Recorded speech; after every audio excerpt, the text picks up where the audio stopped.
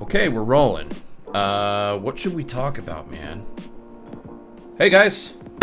That was probably really loud.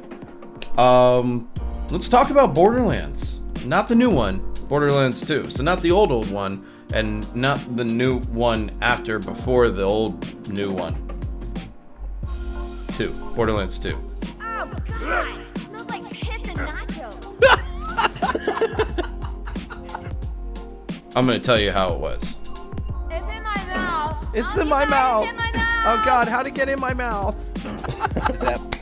Without any ado, this is a game I feel like I don't really have to say spoilers for, right? I mean, it's been what, since 2013? Shoot, I should look that up. I'll tell you right now, September 18th, 2012, Borderlands 2 came out.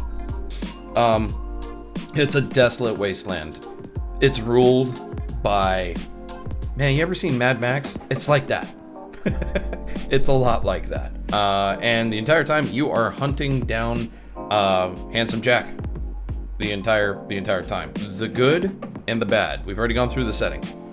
The good. First and foremost, the thing that you're going to notice right off the bat, the art style. The art style is absolutely gorgeous. It's all very comic booky. It's all very, it's very much hand-drawn. It's beautiful. If you've seen my playthrough of it, you will see some people really like it. Other people don't really take to it. I loved it. I thought it was really cool. Leveling system and UI. At first, it's a little complicated, but you get over that pretty quick, and you can jump right in, no problem. And I'll be totally honest. As I was leveling my character, I approached it from more of the RPG side of it and leveled each skill up to a point that was actually kind of ridiculous rather than just building up the chain, and I didn't realize how the chains work. So that was on me. But that was also me just not asking questions or doing what I should have. So it's fairly straightforward, but at certain points I could see you getting a little bit turned around with it. Picking your characters. Not the most straightforward thing in the world. Most people would probably look at them and automatically assume whichever one I like the best aesthetically, that's what I'm going to choose. They each have their own strengths and special moves. I played the Gunzerker, and holy mother, it was fun. It was totally awesome. I would recommend it in a heartbeat. He's so overpowered, it's great. You can play this on your own, or you can co-op it. The 4 players can co-op the game at the same time. It's a total blast with 4 people in it. It's also really fun, but a lot tougher, I would say, if you're going to do it on your own. So if you have the opportunity, team up with your friends. It's really easy. If you're playing it on Xbox, I don't know if it's actually on PlayStation. Maybe it is. I don't want to misspeak. I know it's on PC because that's where I played it, and I know I've got a copy of it on Xbox, so I'm going to leave it those two. The writing is so witty. It's so comically, absolutely comic gold, or comedy gold.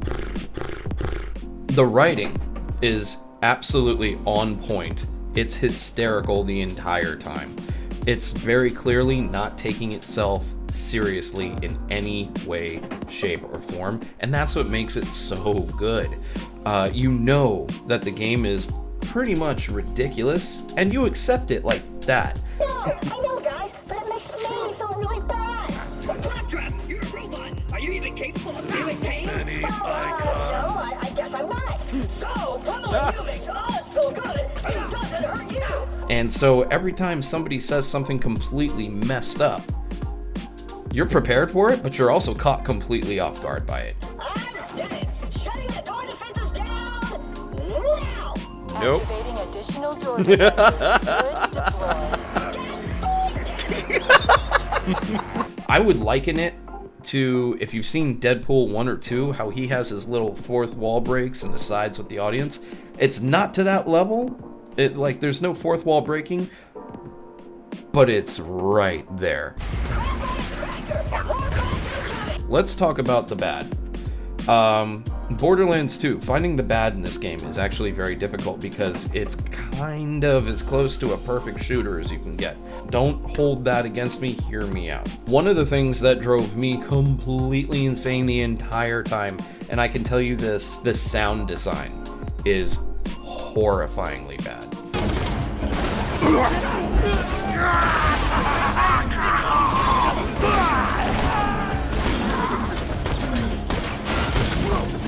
It's not that the sounds were recorded poorly. It's the sound design in relation to you in the environment. Let's say I'm traveling with three other people, right? And let's say we got somebody who likes to feather the jump button for no apparent reason. He could be 20 feet, he or she could be 20 feet from you, or they could be right on top of you. And that little emote noise when the character itself jumps is the loudest thing you'll hear anywhere. You could be having conversations with people, and one person, you know, these are all NPCs, practically shouting while the other one's whispering, but they're both speaking at the same level. Explosions, music, it's all so wildly unbalanced. Oh, there were certain parts where I was like, okay, I'm done. I can't do this anymore. It's too much. The audio engineer in me was furious. It's a small gripe.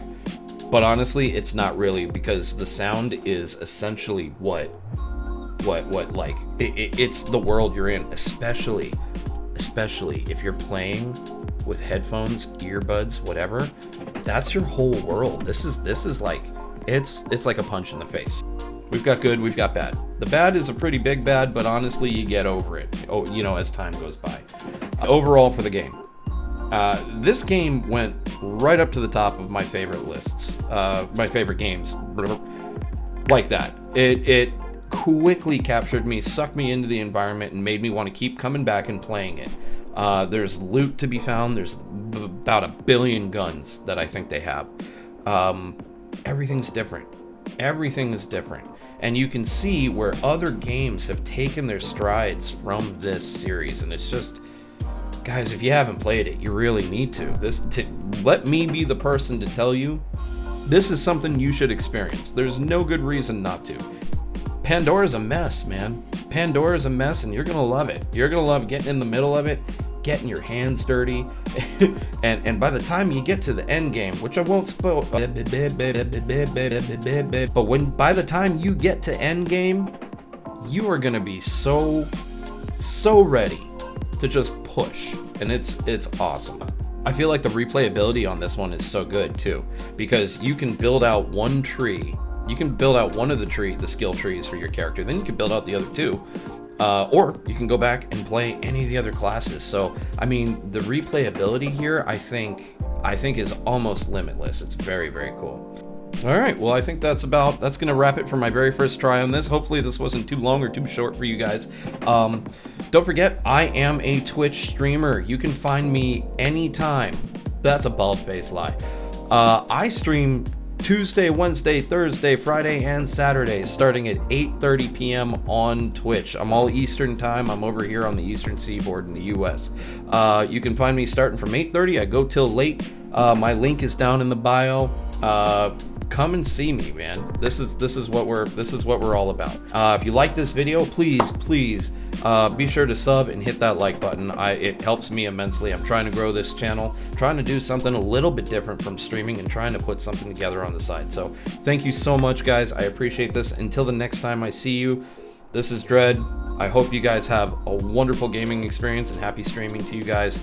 Thank you so much. I'll see you next time.